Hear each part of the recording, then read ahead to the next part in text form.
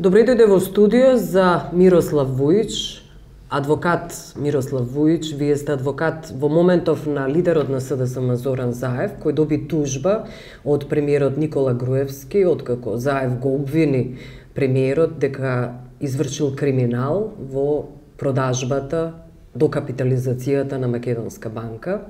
Заев понуди тогаш и снимки, аудио снимки, со кои всушност ги темелеше своите обвинувања. Што се вели во тужбата? Вие ја имате тужбата со вас? Всушност тужбата се сведува на ова сега што го изнесовте, меѓутоа да бидеме попрецизни малце и појасни за пошироката јавност. Тужбата е за клевета. За клевета. Не и за навреда. Не, само за клевета, меѓутоа е од лицето, не премиерот Никола Груевски, туку од лицето Никола Груевски.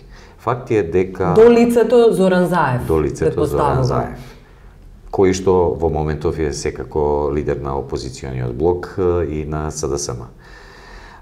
Точно е дека и двајцата си се носители на таа функција, меѓутоа исто така и точно дека овие изјави се дадени у еден специфичен период во едно милје, каде што сами знаете предизборната кампања, односно изборната кампања беше во ЕК. Тоа е основот каде што лицето, поточно господинот Никола Груевски, се осетил наклеветен заради одредени изјави кои што се дадени од лицето Зоран Заев во изборната кампања и каде што се понудени одредени докази.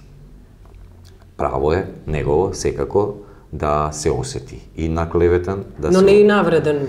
Можете само тоа да го објасните? Видете, тоа е лично право.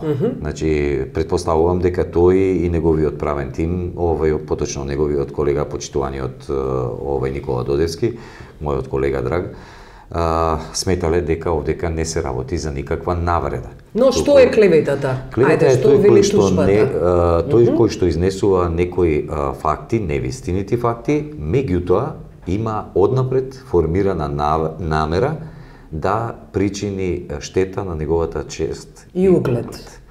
Сега, тоа е веќе едно екстезивно толкување, каде што на судот ќе мора да се служи и да се докажуваат и едните и другите работи, односно, прво, јас со тужбата не можев, нити јас, нити моите колеги кои работат на истата, не можевме да утврдиме каде е пронајдена таа намера да се наштети на чест и углед. Не е ли малку да наричате некого криминалец? Знаете што, ние во нашиот одговор на тужба посочивме на европските конвенции и европската пракса, рецимо, особено во периодот на избори, особено на лица кои што се носители на одредена политичка функција, и ја не гледам буквално ништо чудно да опозициони лидер на било кој начин сака да му наштети на успехот на позицијскиот лидер.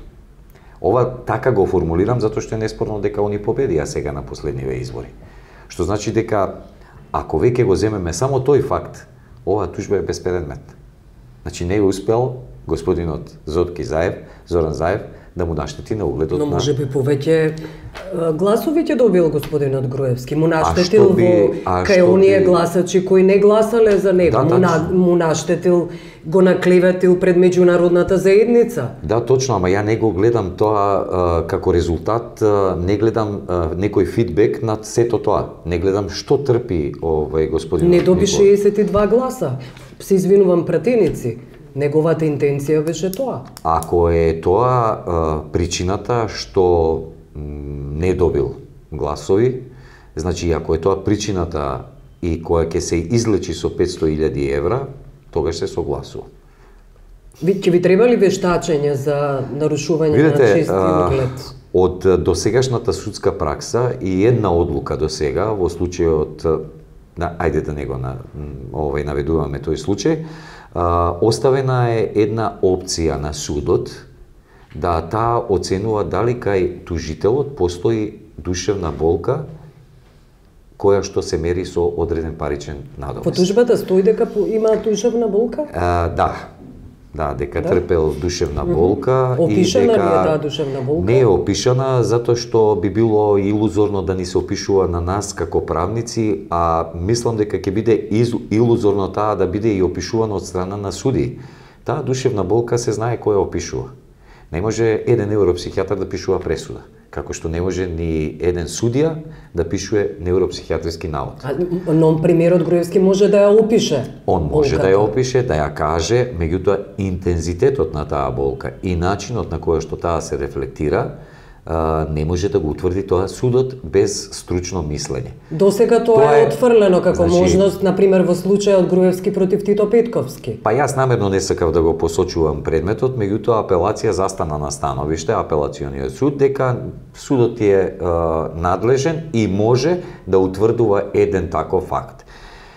Мислам дека ќе биде тоа, знаете до кога ќе трае? Додека некои од судиите не дојдат у ситуација да нивните колеги утврдуваат степен и вид на нивната душевна болка. Тогаш што тие ќе бараат мислење од стручни лица. Така да кажете, ќе се смени власта и тогаш поинаку не само власта, него функционира судството. Очигледно дека кодовите кои што се сега моментот кои што владеат во одредени структури на судството не кореспондираат со стварноста и со она што се дешава овдека. На крај крајва и во закон, каде што овој закон за граѓанска одговорност се повикува и на законот за облигации. Во законот за облигации се знае штетата како се надоместува и врз основа на кои докази. А тоа се вешти наоди и мислења и мислење од стручни лица. 500.000 евра е премногу. Таа е сума која што навистина ќе биде исклучително храбро да некој расправа за таа сума, без оглед за тоа дали некој е имотен или не е толку имотен, меѓутоа да расправа и да ја досудува и да располага со таа сума без да има стручна подкрепа во сето тоа, навистина сметам за многу храбро, ако се одлучи судот на таа варијанта.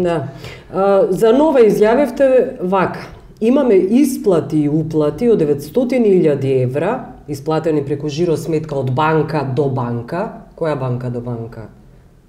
Добро.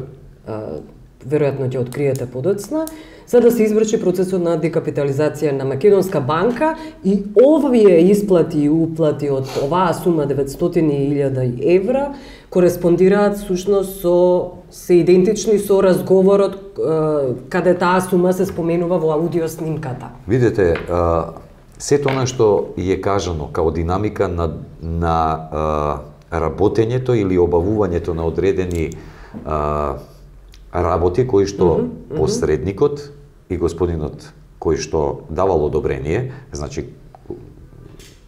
у конкретниот случај смета тужениот за дека е тоа Никола Груевски, целата таа динамика на обавување и договарање е подкрепена и со едни овакви сметки за кои што ќе ми дозволите да бидат откриени на 19 кога е закажано претходното рочиште, и тогаш ќе ги изведуваме на тоа. Името на премиерот Груевски стои ли во сметките дека примил пари? Не стои.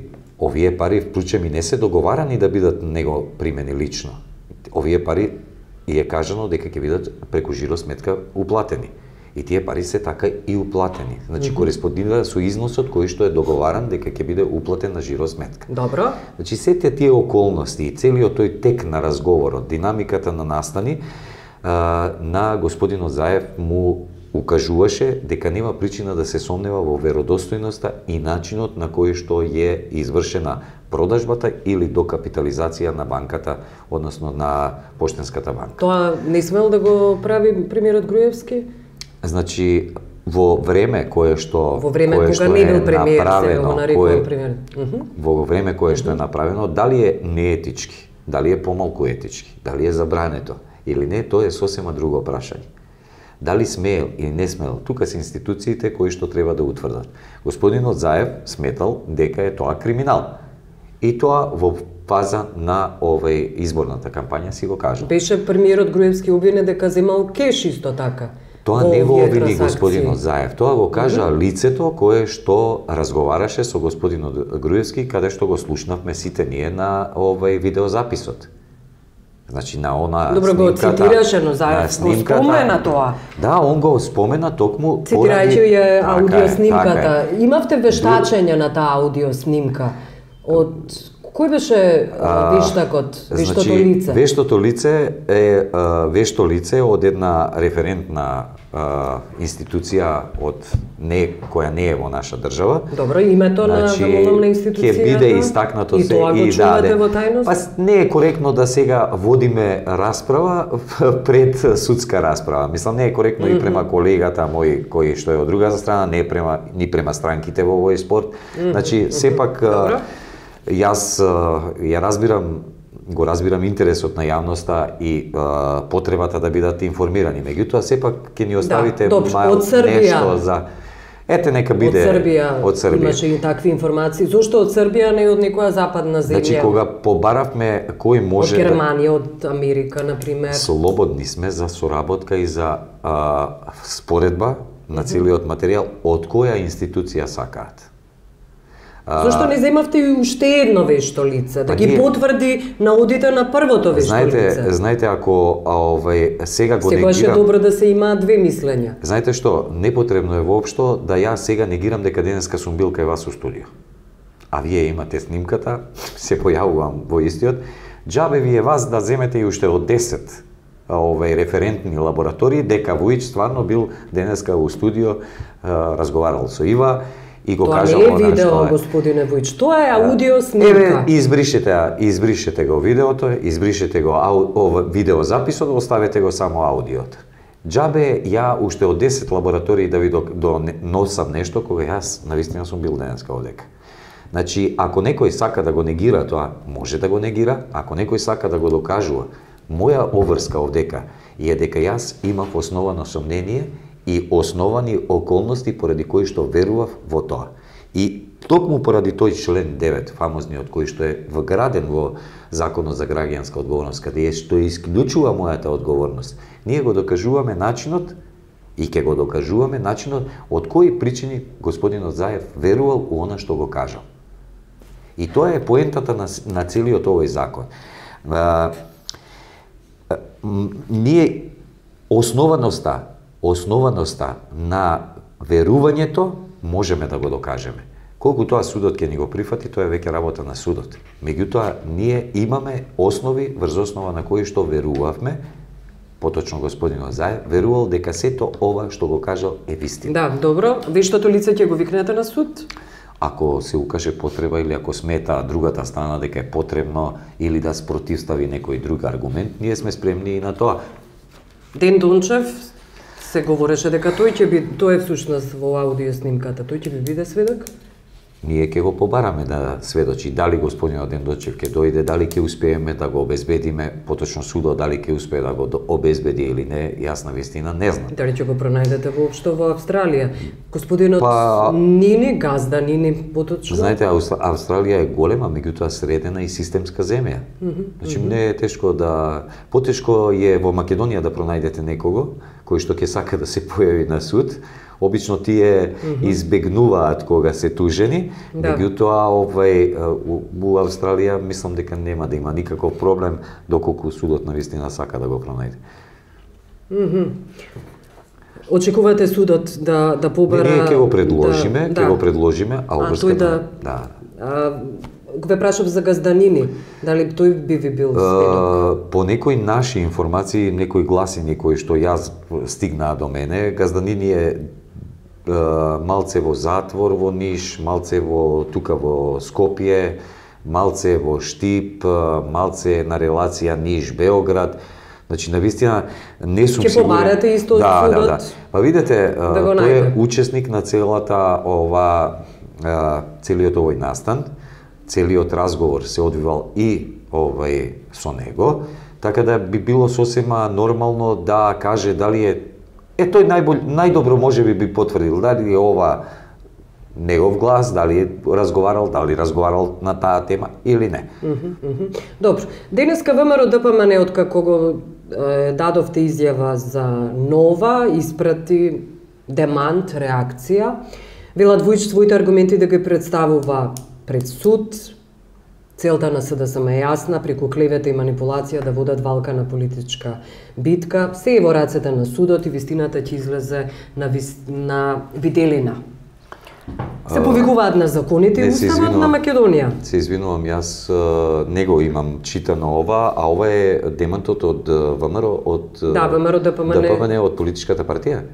Од Центарот за комуникации. А знаете што? Јас навистина не знам и не разбирам со секоја почит према Центарот за комуникации и луѓето што го водат тамо, мислам дека имаат квалитетни луѓе, а тоа го покажаа до сега. Меѓутоа не знам што се мешаат оние у целата оваа судска постапка. Овдека е тужител господинот Никола Груевски. Тој нема право да неговата партија да застане зад него? Право. Не збориме за право. Па, значи, позади господинот Зоран Заев има право да застане СДСМ. Со кое право? Кога е тужен Зоран Заев, а не СДСМ? Тоа што јас сум случајно адвокат и мојот колега Оливер Ристевски, тоа ние не ја представуваме овдека СДСМ. Ние сме професионалци, адвокати, као што и господинот Никола Додевски не е ВМРО ДПМН. Значи, ако тоа е она целата работа што и кажа претходно. Сакате да кажете дека во тужбата стои лицето Груевски и лицето Заев. Во не стои Никола Груевски премиер, не стои лицето Никола Груевски, но од друга страна лидер на ВМРО. Значи ја не викам дека немаат право. Меѓутоа мислам дека е малце нелогично да застануваат у негова одбрана. Господинот Груевски е доволно возрасен, свесен и спремен да ја води државата, а не да ја води партијата или да се брани себе си или да обвинува пред суд. Не гледам која е причината да ВМРО сега се меша и да дава, со ова се дава политичка димензија. Во една обична граѓанска постапка каде што две странки, значи као лица, овдека лидер на најголемата опозицијска партија, тужен од премиерот Груевски. Знаете што, они се тоа по своја функција, меѓутоа овдека има Никола Груевски од Скопје со улица така со матичен број и застапувано одредено лице. Заев исто така. Да, ја кажавте. Значи не гледам која е причината и логиката ВМРО сега да дава политичка димензија. Тоа може да ви биде аргумент на суд и може да биде... Не, тоа токму не е аргумент на суд. Судот нема да се расправа со тоа. И тоа не треба да се расправа. Не, аргумент дека тоа е всушност политички процес. Значи видите, судот не е место каде што за мене судот, и нема да дозволам дур сум ја у некој предмет, да политичките изјави или политичките ставови преку суд се расправаат. Можеме овака да дискутираме на таа тема. Меѓутоа, им порачувам слободно. Во Македонија има политички затвореници, можете колку сакате да мислите дека судството не е во канчите на политиката. Кој е адвокатот на Груевски? Никола Додевски. Тој е мој председател на адвокатска комора. Да, досега го има брането. И тоа е негово право, тоа е негова обврска. Не, зошто, што ви дава за право да мислите дека Заев би го добил овој судски случај, кога досега премиерот Груевски ги има добивано тужбите, и Груевски и министерката Канчевска, например. Знаете што, прво ја не го заборавам и Мијалков во тужбата со Фокус. Значи јас ова што го кажавте, што ми дава за право да мислам. Ја не мислам така. Јас не сакам да мислам така, од причина што доколку би помислил така, не би имало логика се тоа што го работам, значи не би имало логика да застапувам луѓе на суд, оти веќе однапред ја све изгубил. Меѓутоа има некои индиции кои што се вртат и оправдано ни даваат за право да се посомневаме у дигнитетот на судиите кои што ги водат предметите, особено каде што се во прашање видни имиња или звучни имиња. Која е судиката во случајот? Не е битно која е судиката. Многу е битно. Не е етички од моја страна, јас сега ќе ги видите на 19. Господине Вујич, многу е важно. Зошто? Заради тоа што не смее да се генерализира ниту судството, ниту медиумите, партизираноста, да обвинувате цела фела. Значи јас не обвинувам цела фела. Не говорам не за вас. Јас не ја обвинувам. Но важно е, која е судиката? Имаме информации дека истата судика која го има водено процесот случајот Игор Ивановски од СДСМ, односно Канчевска против Игор Ивановски. И се разбира дека го има добиено случајот Канчевска. Ива да се разбереме една работа. Значи, сите суди за кои што јас кажувам, значи кога генерализирам дека судството не го има она ниво кое би го требало по мој некој вкус, и тоа стојам позади тоа.